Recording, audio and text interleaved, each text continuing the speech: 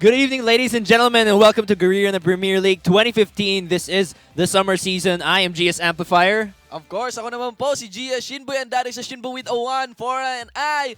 Ayan na, simulan na natin to. Isang buong linggo, starting from Wednesday, tuloy-tuloy na esports action hanggang Sunday. Yes. Okay, ayan. So, una muna is yung schedule natin for the week. So, mula Wednesday to Friday, we will have the Garena Premier League. Then, Saturday, we will have Pro Gaming Series, which is 6 na games. Yes, okay? in one day. 6 na games yung naka-lined up dyan. And of course, tatapusin natin yan with Professor Cairo Deer on Sunday, 4 p.m. din at the Law Collegiate League. Yes. Okay, para naman sa laban natin for today or for tonight, it would be the Garena Premier League 2015 group stage. Ito po yung ating schedule.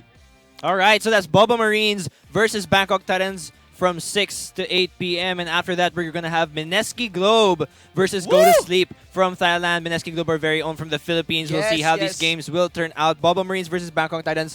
Very exciting set to. Kasi Boba Marines, very high expectations for them. In fact, sa Vietnam ata, they are expected to actually represent Southeast Asia if they win GPL and go to Worlds. As in, ganun na yung pakatingin sa kanila. Yes. Hindi nga expected eh.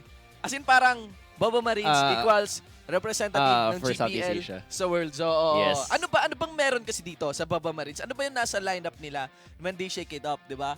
So, una na napunta dito sa Boba Marines would be Optimus. Yes. Okay, anong role niya nga doon sa dati niyang team? Before, he was mid laner. Of what team? Of Saigon Fantastic 5. Saigon Nakalaban Fantastic ng Mineski dati yan during the previous GPL split. At nakita natin, talagang one of the top teams talaga sila in the previous split. But now, Optimus from Saigon Fantastic 5 moved to Boba Marines and now isa sila sa pinakamalakas, if not yung pinakamalakas nga na team in the GPL. At hindi lang si Optimus, kasama rin yata si QTV na nagpalit. Okay, yes, so mga powerhouse players ito here at the Southeast, shifting through this new name, the Boba Marines. Tingnan natin kung paano malalabanan or matatapatan ito ng matagal ng team at the powerhouse Bangkok Titans. Yes. Okay, ang Boba Marines. Of course, yan na, we have a 2 Southeast Asian teams, okay? Wala pa yung Philippine representative natin mamaya dito, pa yan. okay? Nasa second matchup natin. Yes. Pero syempre, sa mga summoners natin dyan, esports.garena.ph, i-share nyo na sa inyong mga timeline, ipakalat nyo na yan, i-invite nyo na lahat ng mga kaibigan nyo na manood dito.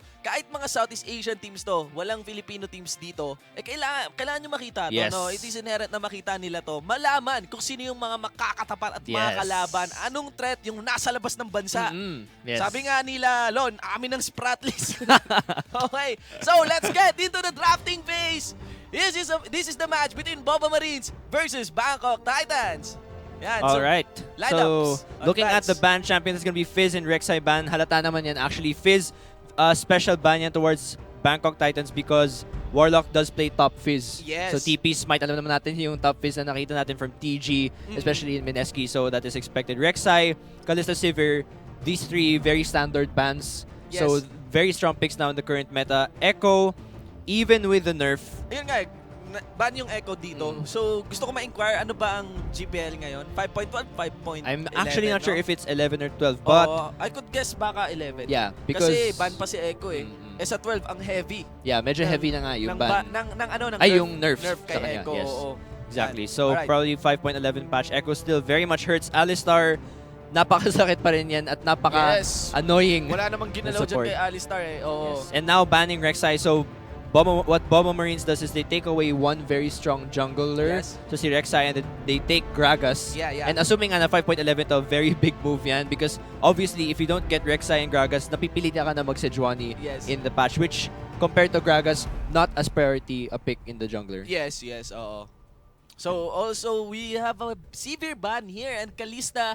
Ganda naman yan. Okay, wala tayong Sivir na makikita ngayon. Really a powerhouse pick. But the problem here is, QTV ba top laner? I don't know. Pero Rise, mapupunta dito sa Boba Marines. Yes. And, wow. Very power pick to. Especially in 5.11 prior to the nerf. Very, very strong. If you guys have seen EU LCS, si Huni, grabe talaga yung carry potential ni Rise. And also keep in mind na 2 ban champions over Bangkok Titans, Kalista and Sivir. You also have to keep in mind na Optimus is the one who will get that. So if you give 2 very strong AD carries to Optimus, then you might regret that decision. So, obviously, yung Bangkok Titans, ayaw nila yun. They don't want to have any regrets for this. They just ban it straight up. So, yan. We have an update here nga na nasa 5.11 Yes. patch pa lang tayo ngayon dito sa ating GPL, mga summoners. So, ang lakas pa ng Rise na to. Although, yung 5.12, parang buff din yun sa early parang game semi, Rise. parang may nawala, may napunta din sa kanya. May napunta rin sa isang part. So, I could not say na nerf yung susunod na patch sa kanya. But right now, we'll be seeing Rise here is a powerhouse pick. Yes. Cannot be denied now. Mula sa side ng Boba Marines. Yes, now Bangkok Titans also locking in Victor. Very priority pick now in the mid lane. Napakalakas ng carrying potential niya as a mid lane mage. Yes. We see it in all of the regions halos, even until now in 5.12. Victor, hindi naman siya na-affect sa 5.12 patch, so he's still a very strong mid laner up until now. Let's see who Boba Marines will put up against Victor. It might be... So there's a hover over the Jinx. Will this be locked in? So it's probably going to be Rise mid. And Maokai top. Rise mid, Maokai top. Yeah, so two hyper-scaling mid laners. Napakalaki ng impact ng mid lane dito sa game na to. Seeing a Victor and a Rise in one game, definitely towards the mid to late game, it's either QTV or G4 who will carry the mid game. Ang buff kasi kay Rise ngayon is yung ridiculous cooldown niya, yung machine gun skill niya talaga na sunod-sunod. Pero yung damage niya, medyo binabaan. Medyo binabaan after his rework sa skill sets niya. But the thing about Rise is that kaya siya napupunta sa mid lane is because yung Q niya, hindi na siya targeted, di ba? Yung overload. So, skill shot na siya. So, there's a good distance there. When a skill becomes a skill shot, tinataasan yung distance. Okay? Kasi hindi yun sure hit eh. So, kung mataas yung distance mo, even though ang ikli nung normal hit ni Rise doon, and most of the mid laners actually outrange him. Oriana, Ari, ganun. Pagdating dun sa skill shot niya, dun sa overload, which is spammable, there's a lot of safety there. So, pwede rin sa mid lane instead of the top lane. Yeah, yung problema lang dito is when you pick Rise in the mid lane, yun, gaya nga sinabi mo, kahit may distance na nga yung Q niya, compared to other mid laners, halimbawa si Oriana, Victor, yung laser niya, definitely outranges yung Q ni Rise. So we can imagine na medyo mahirapan tong si Rise in the mid lane because Victor outranges him. So medyo mahaharas siya. That's very important in this lane matchup kasi kahit konti lang yung mag-fall behind itong si Rise versus Victor, kung throughout the entire game, si Victor ay one step ahead of Rise, sobrang importante nun sa late game because Victor will definitely, if he's one step ahead, outrange, outdamage Rise. Napaka-methodical ng kit ni Victor dito eh. Meron siyang gravity field, tapos yung laser niya ang taas ng range. There's the shield and movement speed mula sa kanyang siphon power. So, ang ano kay Victor, ang pinakahinaan niya early game, di ba? Pero pagdating talaga ng late game, man, the damage, yung guhit, nako. Grabe. Parang inakisan sa test paper mo. Okay, parang ganun. As in, aray. Grabe na, masakit talaga. Lalo na kapag naka-Ludens Echo siya, grabe yung burst damage niya. So, siguro, I don't expect na mag-i-step up si Rise against Victor in the mid lane. Unless, grabe yung mechanics talaga. Yes. Yun lang talaga. TV. But the thing here is, Rise will probably roam around. Okay? Kasi ang powerhouse naman ng kanyang, yung kanyang Rune Prison nga. There's the passive and of course, the SS, ganon, yung Desperate Power na grabe. Yung cooldown ng Desperate Power, sobrang ang baba lang talaga. Illusion lang yung cooldown niyan. Ang bilis lang talaga. Parang kakagamit mo lang, nandun na ulit. Parang makakatatlo kaya atang Desperate Power in 1 minute. Anyway guys, let's go to the rundown of this match. Sinigaw na po ng ating host sa Summoners Reap. Welcome daw! Boba Marines versus Bangkok Titans here at the Garena Premier League 2015 Summer, okay? Group D ata ito, di ba? Yes. Okay, for the blue side, we have Boba Marines. In the top lane, it is Archie on the Maokai. In the jungle, it is Tick on the Gragas. In the mid lane, a QTV on the Rise. And for the bottom duo, we have Optimus on the Jinx AD carry. And Junie on the Morgana support. Meanwhile, on the red side, that's Warlock in the top lane with Nar 007X in the jungle with Sejuani, G4 in the mid lane with Victor, and that's Lloyd and Moss in the dual lane with Corki and Thresh. Wow. Ilang rotations na yung naganap dito pero wala pang nagkakapangitaan, no? As in Death Tribe Rush to para sa side ng Boba Marines. Let's see. Oh my God. Mukhang hindi yata sila magkakataan dito. Meron kayong plano itong Boba Marines na mag-rotate dun sa tri-lane.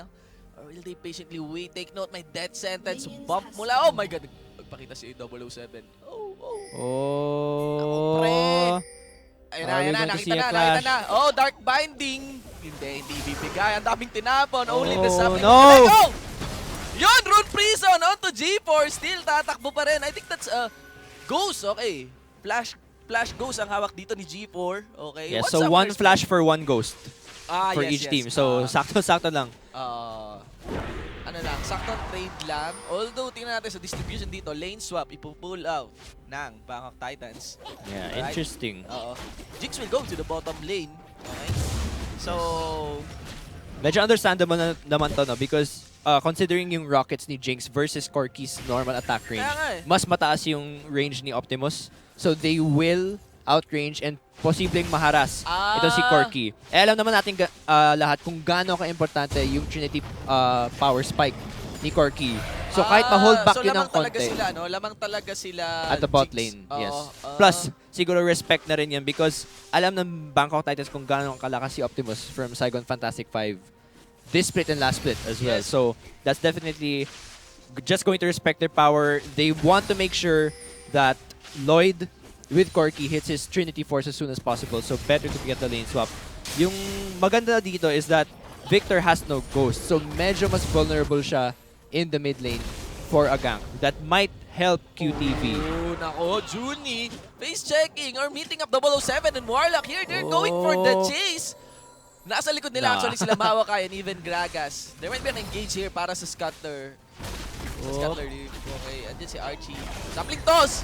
Okay, makukuha ni 007. Dark Binding! Double buff yan! Makukuha mo kay Attic! Will get the first blood! And Gragas with 3 buffs in his hand. Yikes, holding back si Juani. So mas matatagalan siya ngayon tumama sa level 6 niya. At importante sana yung mid-game na yun. Yes. Coming in for Bangkok Titans. Now this is gonna be easier for Tick as Gragas kasi alam naman natin lahat na Gragas definitely mas maaga yung mga gank niyan compared to si Juani. So to hold si Juani back in the jungle, mas magiging free. Oh, wow! Ay, nako, minamaliit mo!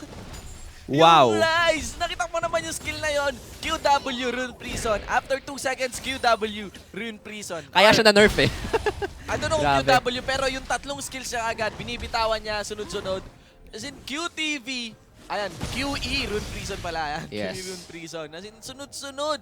Sakto lang yung mana, no? After nun, wala nang mana si QTV. In-underestimate talaga nito Yes. si G4C QTV. Actually, gusto ko nga sabihin, ha, GS Amplifier, na yung nangyari kanina mula kay sa Juanix, actually, kind of mistake lang. Mula doon Nagkamali lang sa talaga side ng sila. Bangkok Titans, and here's another mistake in the mid lane. Now you're going to do that against Boba Marines? Oh no. Yes. This is now looking pretty bad para sa Bangkok Titans. Kahit ganito pa kaaga yan, Boba Marines knows how to snowball this one.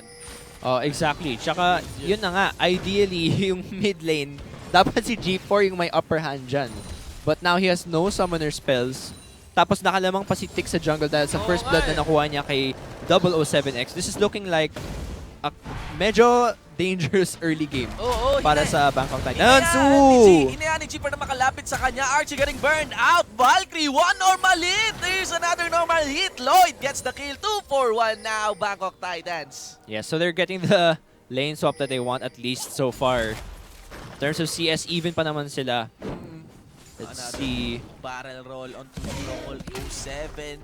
I think kailangan i-turtle na muna to ni 007. Yung roam niya, no? Although pwede siya mag-opt for a counter camp. Yes, pwede. But for now, I think what's more important is yun nga, medyo mag-catch up siya ulit. Ayun, tingnan mo. As in, kung ganun lang na distansya, as in, okay si G4 talaga against QTV. Yes. Pero pag lumalapit si G4, yung positioning lang talaga yung importante dun eh. Oo. Kasi in the end, malakas talaga pa rin yung burst ni Rise at close range pag naabutan ka na Rune Prison. Totodoin ka sa skills niyan. Yes, exactly. Kahit mag-face roll lang siya sa keyboard, masakit pa rin yan. So, in the end, basta... QW yan. Oo, basta gano'n lang siya. Yung importante dito sa G4 always keeps his distance. If maximize mo yung potential ng laser range mo. Oh my God, 007, mali yung mission mo. Barrel roll, gravity field will stop Tick. Here comes team members. Moss gets the dark passage. Hindi na makukuha. Rune Prison also. On to 007, 2 kills for 0 in the mid lane. Boba Marines, wala pang 10 minutes itong ating game. And just capitalizing on the mistakes of BKT. At yung nakakalungkot dito, laging si 007 yung nahuhuli. because of the early game pressure that Gragas gives. Yes. Parang ina-underestimate pa rin nila na naka-first blood na siya. Yung rotation din ni 007 eh. Yes. Hindi conservative, as in aggressive. Ano ginagawa niya dun, di ba? Whoop! Okay, so TP. teleport being laid out here. May magaganap kaya. Here comes the Mega Nar first. The first one that will go down mula sa Baba Marines, it will be Junie. It is BKT taking a position up here. Sa Baron Pit may pink ward at tinutuloy lamang ng Baba Marines ang recall nila. So yeah, they will give this one. Yeah, Baba Marines medyo, they got carried away. Yeah. Medyo pangit yung position nila sa DR, so they get caught easily. Dito, yung bawi ng Bangkok Titans. Because Pero, even with that early game lead, well, hindi naman nakabawi ng todo yung Bangkok Titans. But, consolation prize na rin yan considering yung mistakes nila so far in the game. Ramdam mo yung decisiveness dito ng Baba Marines. Yes. Okay? Okay lang yung Dragon na yan. Give it to them. Ganun sila ka-confident ngayon. On giving the Dragon. Okay? Walang fight na binigay, no? As in, just, I think that's the support ng, yeah, that's the support of Baba Marine going down. And yun, binigay lang nila yung Dragon. Whoa! Engage in the mid lane. Oh wow, and now Junie, he gets the Dark Binding and even with the laser, G4 goes down. So, Pangalawang beses na yun. Oh, sobrang bilis lang. Gold 4, mga kapatid, in the mid lane. That's a victor with 3 deaths now in front of QTV. My oh my, QTV is an all-star qualifier. 2-0-2. Okay? Oh, all-star qualifier yan, okay? For League of Legends. So, you cannot risk that one, okay? On an all-star player. Yes, at alam ng Baba Marines yung disadvantage nito si QTV in the mid lane. So what do you do? Give him support. Nakita natin grabe yung pag-roam ni Archie tsaka ni Junie in the mid lane. I think this is one of the games na nakita kong sobrang nag-roam yung top lane ng isang team. Yes. Laging iniiwan ni Maokai yung top lane to help out QTV. And in the end, kung umabot mo to ng late game, this is definitely going to pay off for for Baba Marines. 2-0, Rise. Then there's also Gragas, okay? Ready to translate those 2 kills into other lanes, okay? Not to mention Optimus is steadily farming up with a bit of a CS lead against Lloyd. Good thing si Lloyd, no? May 2 kill din dito naman. Yung 2 kill ngayon ng Bangkok Titans ay napupunta naman sa tama on their AD carry. Okay? Yeah.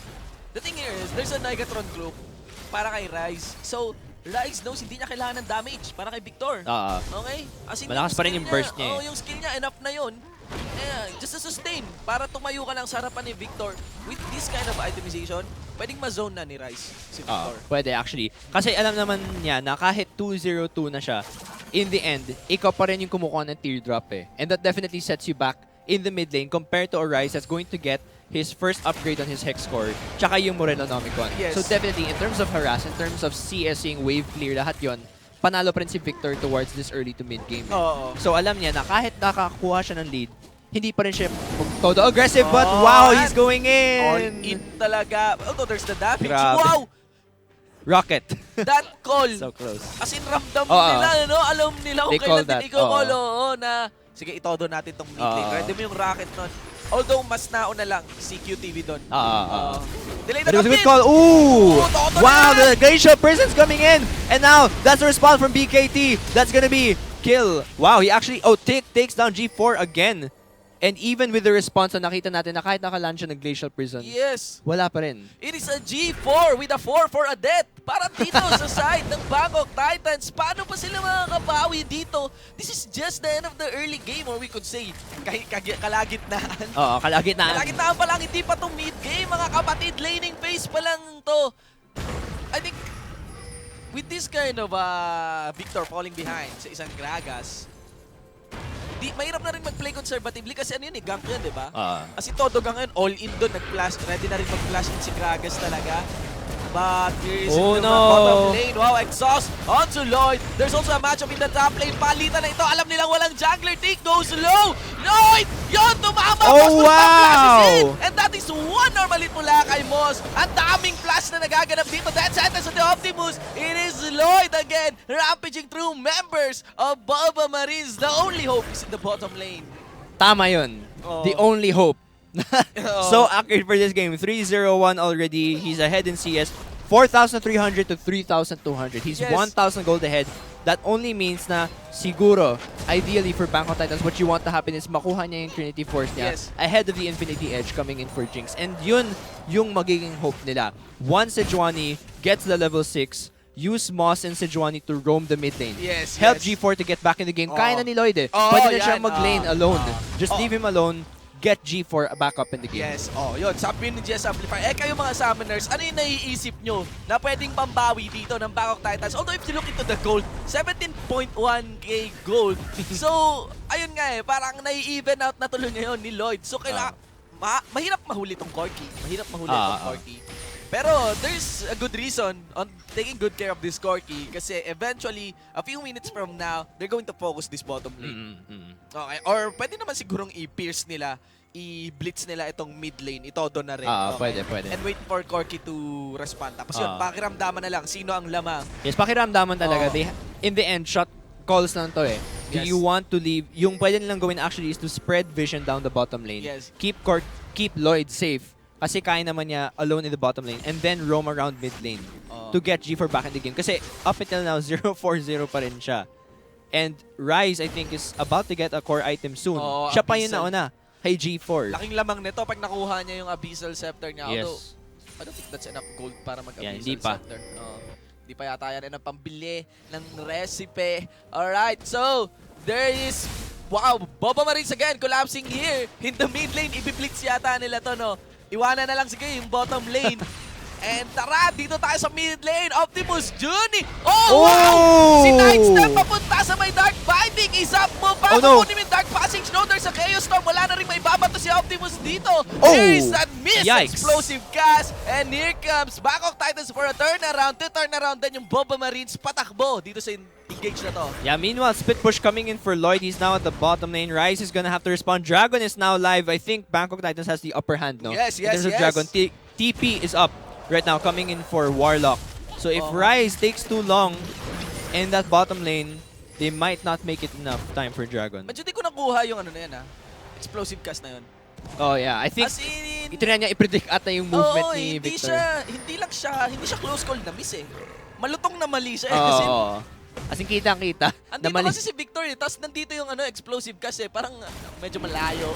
Alright? Oh wow, but now Boba Marines, because Victor, si G4 nag-back siya at nakita niya nag-ricochet, so they take advantage. But here comes the teleport. Manggagaling kay Warlock. Initiate on 007. Ito na! It is the Sejuani going down. Fight goes on! And now, that's QTV. He's getting very low. The laser finishes him off. And that's going to be Tick trying to take down Moss. He goes down. It's only Lloyd left. The one hope. Warlock's there to assist him. Will they get revenge? Archie's so low. The double kill. And that's going to be Bangkok Titans with the upper hand. It's 2-4. And Lloyd wants more, but he won't get any more. Mga kaibigan, just like that, over this Baron engage, kaibigan ng Bangkok Titans, it will be a 4-4-2 in favor of the Titans. 8-8 now sa ating scoreboard. Lagyan mo pa ng 4K gold lead. Great job there with the engage actually from Bangkok Titans. They knew that Bomba Marines were going to be low.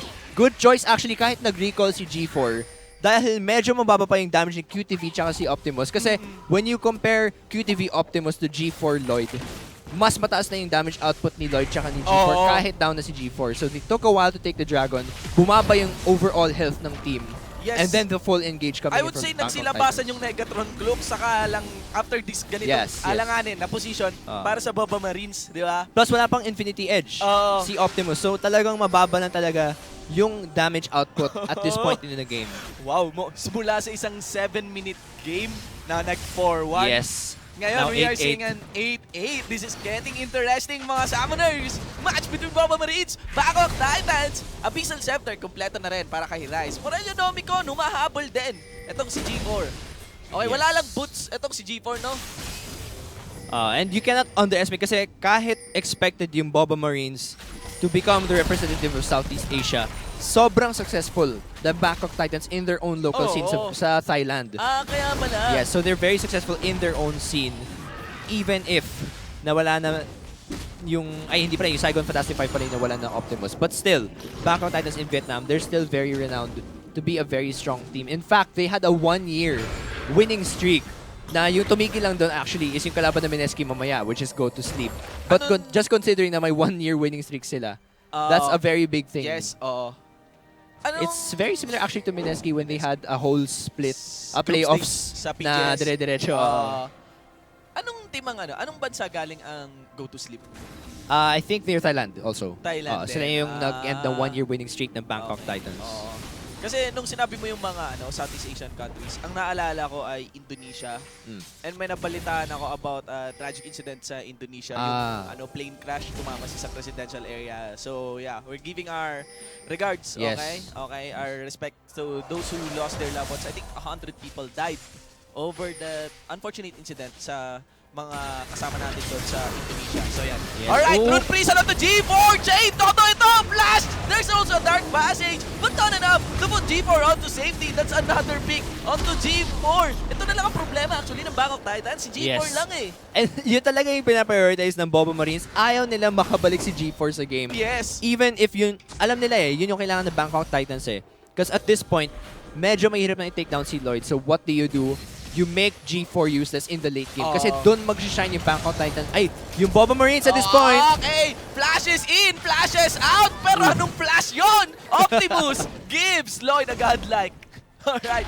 Now, going back to G4, yung gank na yun in the mid lane, talagang lahat ng cooldown. Wala tong boots Sabi nila kay G4, wala tong boots. Tara, banahan natin. Okay, natuto na si G4. He's now buying a Mercurial Threads, okay? Instead of the magic instead of sword shoes. Kaysa sa sorcerer shoes. So talagang aray. Grabe. Nasaktan siya. Okay, alam niya pinupoko siya. Okay, death sentence connected onto a dark shield mula kay QTV. Gravity field stops him out. And yun, that will field the situation to safety. Ang laki ng threat ng QTV. And yung mahirap dito is mas malaki yung threat niya kapag walang aabot sa range niya. Kasi yung advantage sana dito ng Bangkok Titans is when since Victor outranges si QTV, pwede niya ma-poke out sa lane. Okay, flashes in, tumayo sa kay Storm Gravity Field. Sinong unang tutumba? QTV yun! That will be G4 going down also mula doon kay Juni. Morgana support 1-for-1 in the mid lane. QTV being aggressive, no? Grabe. Parang galit na galit sila. Okay, as in, flash in. Flash in. As in, pangalawang beses na tayo na nag-flash in siya just to land Rune Prison. G4, flashes in tayo, mga kapatid. Pang-klase. Now, the big question here is that, nung nakita ko si W2D1 na minashing gun ni QTV over his skills, naisip ko, sinong magtatank para kay QTV? Yes. Kasi yung nangyari dito is, inano niya yung Sightstone tsaka yung Mercurial. So, whoops! Wait a minute! Okay, that's Lloyd having the best time of his life. May rocket, then Zap will not connect. Force a flash out mula rin kay Boss. Ito nga, sinasabi ko, sino yung magtatank kay QTV? Kasi, nakita mo yung si Juani na yun, nasaktan kanina di ba? Kay QTV.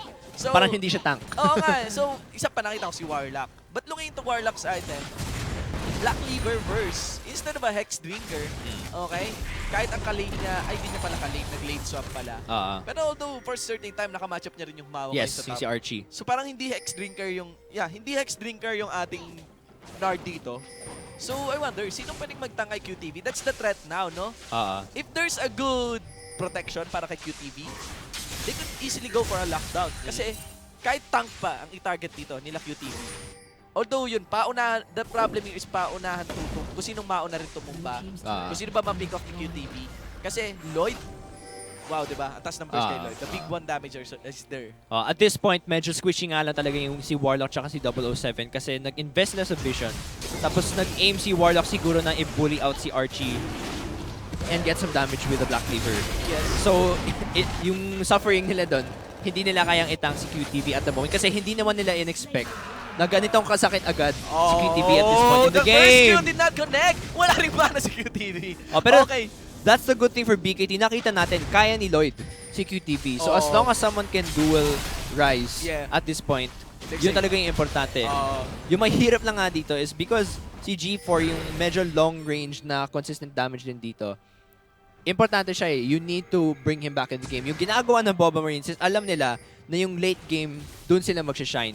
Because eventually, ideally, yung Jinx will outscale Corki. So yung ginagawa nila is invest fully in the late game, destroy Victor sa puntong wala na siyang silbi sa late game. And that way, yung only person that you need to worry about is Lloyd. Yes, ang mali kasi dito ng Boba Marines talaga yung flash in root prison nila Parang tinothrow yung lead kay Victor. 0-6 sana tong Victor Ang layo kumpara sa 7-0 na Corki, no? Pero with that kind of laning lead, parang laking advantage dapat yun kay Rise And right now, looking or pairing up against with Lloyd's Corky, it doesn't seem na may lead ngayon si Victor. Actually, they didn't need to be that aggressive eh. Okay na sana yung okay ginawa na eh. nila ng early game na jungler and support roam to mid, don't make any sacrifices and just get a 1-for-0 trade. Pero siguro naging sobrang confident ni QTV na sige kahit 2v2 to, hindi sila outnumbered, todo pa rin natin kasi masakit naman ako. But in reality, that's not the reality. Yes. The reality is you go for a 1-for-1 exchange instead of getting a completely beneficial advantage. Yes. Tsaka knowing kanina rin si Tick Gragas, parang looking in his team fight prowess, okay, yung performance niya sa team fight, parang sinuwerte lang siya sa early.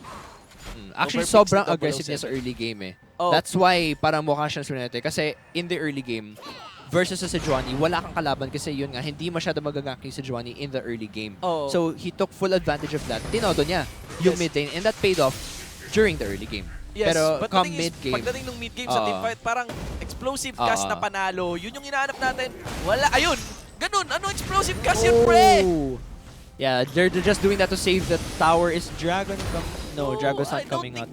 I don't think gagamitin mo ng ganun na explosive cast, no? Ang gandang pang pick na skill ng explosive cast eh. I think they're really trying to play safe now. And just save their towers. Kasi in terms of turrets, Bangkok Titans is 3-1. Although wave clear pala. Ang laki ng wave clear dito ng Bangkok Titans. With the Victor Corky. Death Ray mula kay Victor. So, yun yung isang laking lamang nila dito. But, it still doesn't put justice in using the explosive cast for a wave clear. In the end, na-pressure na talaga kasi sila eh. To the point na Tick needs to use it to save the tower. Kasi inner turrets na to eh. You can't lose inner turrets at 23 minutes in the game kasi magsasubmit ka to pressure eh. Lalo na, pag tinanggal mo yung mid lane inner turret, yes. parang ang daming objectives na nawawalad sa'yo eh. Kasi ang layo na na-reach ng Baron, ang layo na-reach ng Dragon. And Bangkok Titans has 2 Dragons. So, if they lose that mid lane turret, alam na, it gives them a higher chance of scaling to 5th. Ang daming options din, maglagyan ng wards, di ba? Exactly. As in, unlocking those stars means unlocking the map and unlocking objectives, even the neutral caps, okay? So yan, mga summoners natin, 10-10 sa ating scoreboard. Boba Marines versus Bangkok Titans, alright? Anong country ang Boba Marines? Do you remember? Saigon. Vietnam, no? Ang Saigon. Kasi Saigon Fantastic 5 galing si Optimus, no? So Boba Marines. Yes. So, it will be Vietnam versus Thailand, yes. no? And one of the top 2 teams of their respective countries. Yan, sa mga summoners natin, 10-10 sa ating scoreboard, nakikita nyo kung gaano kalapit itong laban na ito at kung anong problema ang hinaharap ng bawat teams ngayon, no? Okay? Yes. Bawat isang team merong problemang ino-offer, although this is leaning on the side of Bangkok Titans with that 6K gold lead mark because of Boba Marine's lack of wave clear capability. Tsaka their over-aggression din. They didn't need to force those mid-game flashes. At yung reason lang naman kasi talaga na nakakatch up ulit yung Bangkok Titans all began with yung Dragon fight. Na pinwersahan nilang kunin yung Dragon. They underestimated yung damage in Warlock. Mega Nar! Pinato ng bahay si QTV. Habol siya. Meron siyang mana. Warlock. Okay, running out to safety flashes in. Warlock. May mga machine gun ganyan. Ayan yung damage. Sino kayang tatayo? There's the house again. Wow! Warlock doesn't even need that much magic resist. Okay? Doesn't even need that much magic resist para ma-withstand itong si QTV. There's one reason here now. Wala nang lamang si QTV. Yes. Actually, 2-3-6, Seraph's Embrace yung inuna niya. So, and like we said nga kasi talaga, considering that Warlock got Black Cleaver first, masakit naman talaga kasi siya. And QTV, compared to Nar in terms of damage, mas late pa rin. Mas late pa rin talaga yung spike ni QTV. Kasi right now, he's investing in tenacity and tankiness and MR over yung damage potential niya. Later pa yan magkakaroon ng full damage potential. So right now, hindi niya pwedeng i-risk yung mga duels na yun. Actually, yun nga. Yun talaga yung problema ngayon is that that Boba Marines, they're making these risks na hindi nila kailangan considering na late game team naman sila. Yes. But the thing here is, isa rin kasi problema dito ni Jinx is that Sejuani kasi, yun nga, mahuli lang. Ang laki kasi ng damage na pwede niyang makontribute. And I'm waiting out for Optimus to step up into this game. Pero Optimus is... Wow, nawala yung ward. Nakita mo yun? Nawala yung pink ward dito. Kasi may limit sa number of pink wards na pwede mo lagyan sa isang map. Okay. So, nang nilagay niya nawala. Astig! And third dragon for Ang BKT. astig naman nun. So, may tinatanggal na pink ward dito. Tapos nalagay niya. Tapos naglagay sa dragon. Nawala. Oh, yeah. The pink ward mechanics. Mga summoners.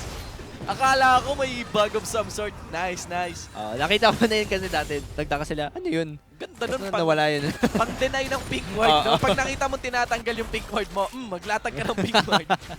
Deny the gold. Nice. A new lesson. New lesson. Okay. 10-11. 1 kill lead by Bangkok Titans with 2 dragon lead in their pocket. And actually, a 5K gold. All-in na naman kay J4. Familiar dito. Mapapanish kaya ang Bobo Marines. There's the rocket. Walang damage. 007 in the front line. Makunat na ako. Big boy na ako. There's the death sentence at the dig. Eto na. Oh, wow. G4, he's gonna go down. Optimus gets the kill. 007's getting very low. He's gonna be forced to back out. And Warlock, he's trying to run away. But the Dark Binding hits. And Lloyd's here. Will he save the day? He's gonna flash out and Valkyrie away as well. QTV late for the fight. But he's gonna catch up anyway. And Warlock with the Lantern save. That's gonna be a 2 for 1 in favor of Boba Marine. Yes! Anong klaseng Valkyrie yun? By Lloyd, from behind, then pupunta ako sa front. Medyo alanganin mga kapatid, but still, good. Initiate by Boba Marines. No. Yeah, so that's the team fight that they need. Yeah. Medyo na-late si QTV yun, pero mas okay na maka-late si QTV kaysa siya yung nauna tapos namatay siya na una. Actually, mas okay na ma-late si QTV kung malilate din si Lloyd. Diba? Na-late kasi si Lloyd dun eh. Kaya medyo mas even yung crash na yun in the end. Kaya, tas ang bilis na pick off si G4 and that's what they need. That's what they get. Diba? Yes. Alright, 12-12 mga summoners. As we enter the late game and the mid game is about to finish, this 5K gold lead by Bangkok Titans, medyo panipis yung meaning, no? Yes. Alright, so we are looking actually into an R 303 right now. Okay? And still, a 07. Yeah. 07 G4. Actually, kailangan niya lang ng zone niya tapos okay na siya eh. And actually, in terms of gold, mas pataas pa rin. Si G4 kaysa kay ano? 8-8 QTV to 9-5. And that's largely because of yung CS difference and yung assists din na nakuha pa rin ni G4. I think sa wave clear talaga. Yung wave clear talaga nagkukulang. Yung mapa kasi hindi masyado unlock. Oh wow, Baron Call. Over a ward na may pink ward. Bakit din tinatanggal yung ward na yan? Oh my God! This is looking bad for Boba Marines. Righteous Fury. No. Bait lamang ba ito? QTV, Rune Prison, all in sa Tanser Joanny as Nick tries to zone out members of Bangkok Titans. Ito bilis si Joanny going down. Pumiprit si Lloyd. Valkyrie out. Still the engage carries on top of a Chaos Storm. And now Lloyd is putting down some damage. There's still a lot of members left. It's gonna be a 3 versus 4. Boba Marines with the upper hand, but Lloyd is legendary and QTV in a bad spot. That's gonna be a double kill. Optimus, he's lasered out, and that's gonna be a triple kill. It's an ace coming in for Bangkok Titans. Even though maliit lang ako, little nar lang ako, I can still go in the front line. Being an effective cutie dinosaur, laying down those boomerangs to members of Boba Marines, it will be an ace, no? Anong naging mali doon? The early Baron call? I think, yes. So, unang-una, they were on top of a ward, no? Yes, oo nga. Ano yung ward na yun? At yung nakakatakot dito coming in for Boba Marines is that this is the second time na sila yung na-punish for going for an objective. Here's so a let's replay. let's take a look at the replay. So yun, unang-una, nakita sila. QTV is in the sideline. Okay lang, wala pa nahuli. 007 is focused for a while. That's still not a problem kasi siya naman yung nahuli. Dick is able to bring G4 in. That was good. But he's easily able to flash out 007. Hindi pinoko si G4. Yes, he's out and Lloyd is just hitting in the sideline. Actually, here it's okay. Okay pa to eh. Now Lloyd is still full health. He's doing a lot of damage in the backline and G4's also a lot of health left. At this point, dito na nag-manifest yung slight lead na meron yung BKT. So, at this point, QTV in the front. Warlock still a little bit tanky. Tingnan mo and yun. the poke Oo. from Lloyd, grabe. Hindi rin makapasok ng maayos yung Boba Marines kasi walang ward. Pink ward yun ng BKT. yes. So, blank ano yun? Sabi nga ni Taylor Swift, blank space. Wala silang makita dun sa ward na yun. Ay, dito sa brush na to. Yes. Pink ward lamang yung meron. Walang ward yung Boba Marines. alanganin na engage even though in the numbers and theoretically, dapat lamang sila. Little Nar yun maliit na Nar. So puro boomerang lang na nagagaling mula sa Tsaka, flash. in the end, it's also a battle of range.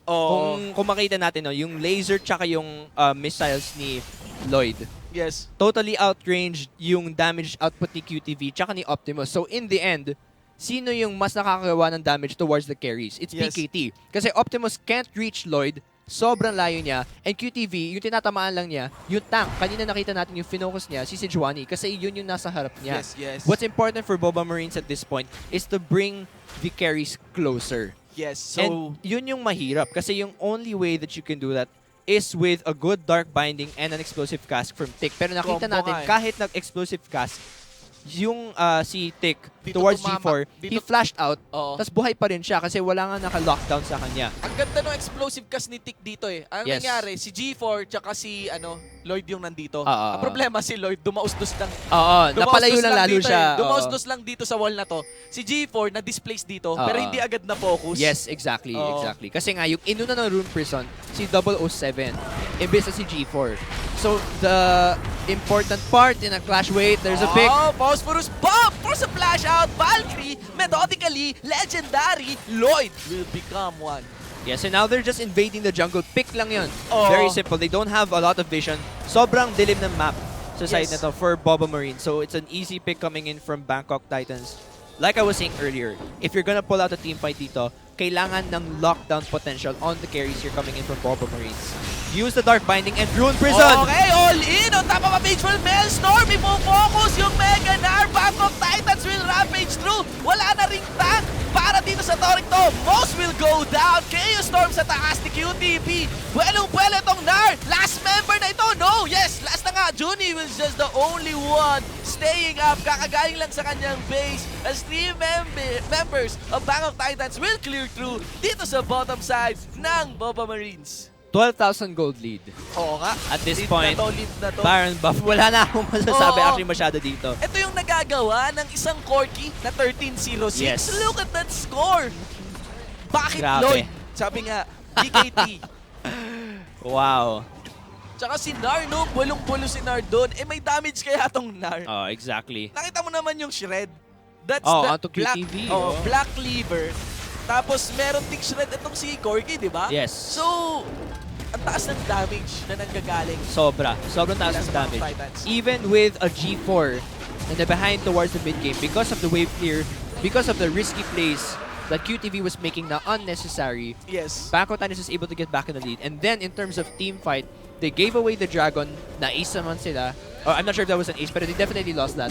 Yes. Same thing goes for the Baron. Inuna nila, not enough clearance of wards. They're easily caught out. They're easily outranged. QTV Optimus haven't hit their power spike yet until now. Yes. And Jinx. even if they already have items now, it's 12,000 gold lead at this point. And you've already lost an inhibitor at bot. So, the hope here for Boba Marines is that unang-una, yun nga, yung lockdown talaga yung kailangan nila eh. Kasi sobrang gulo ng team fight here coming in for Boba Marines. They need to lock down G4 and Lloyd. Actually, si Lloyd talaga yung mas importante dito. Yes, eh. oo. Because he's Tingnan so mo slippery. naman yan. 13K against 17K. That's Yes. almost a 5K gold lead, okay? Para kay Lloyd. Sobra, ang solid lang ng laman dito. Even the third upgrade, hex core upgrade, na-activate na rin para dito sa ating nag-07 na G4. Yes. Mas mahirap lang ngayon na i-lockdown din si Lloyd kasi naka-quick silver sash siya. Oo. Paano mo huliin yan? Naka-alacrity pa. Naka-alacrity, pre. Ay, slippery. Oo, nagbayad ng insurance to si Lloyd. Oh my God, 16-23 guys. All in favor of Bangkok Titans. This is a matter of time if ever these Titans will commit a mistake for Boba Marines to come back or how will they finish the game? Yun lang. Ideally, they're supposed to get back in turtle in terms of wave clear. Pero gaya nga sinabi natin, yung BKT nakakalamang dito in terms of wave clear eh. Wala pang Ludens.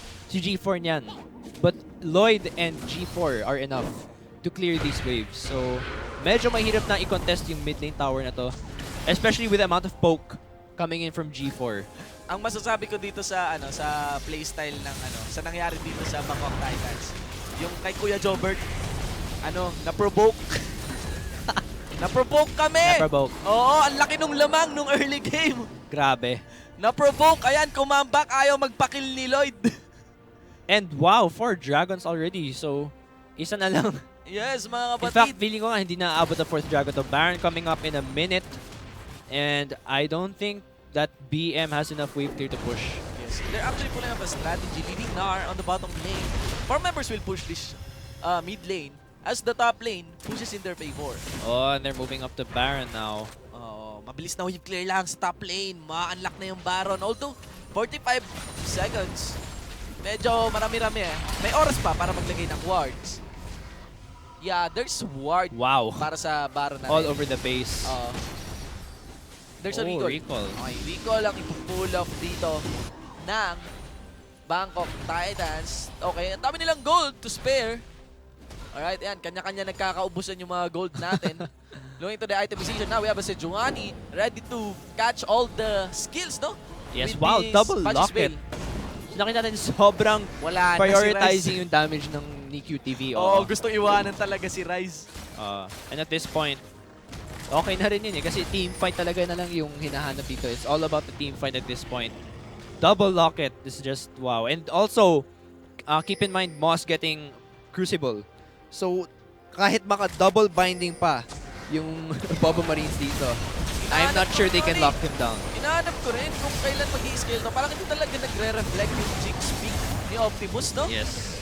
It's really surprising with the high expectations na meron tayo para sa Bobo Marines. Yes, that's why siguro in a way you can say na napaka-effective ng Kalista Sivir ban towards Optimus. He's forced to use Jinx, who doesn't have as much wave clear as Sivir. And since na-behind nga siya dahil sobrang na-feed si Lloyd sa bottom lane, yun na talaga yun eh. Jinx is still a strong champion, but it's about not feeding your AD carry enough. I mean, hindi naman si Jinx yung nag-feed para kay Lloyd. Yes. Actually... It's actually the flash is in and the team fights. Well done by BKT! Una si Archie! It'll be Sejuani palang tutumba! Fight goes on! Hindi pumapasok ang BKT!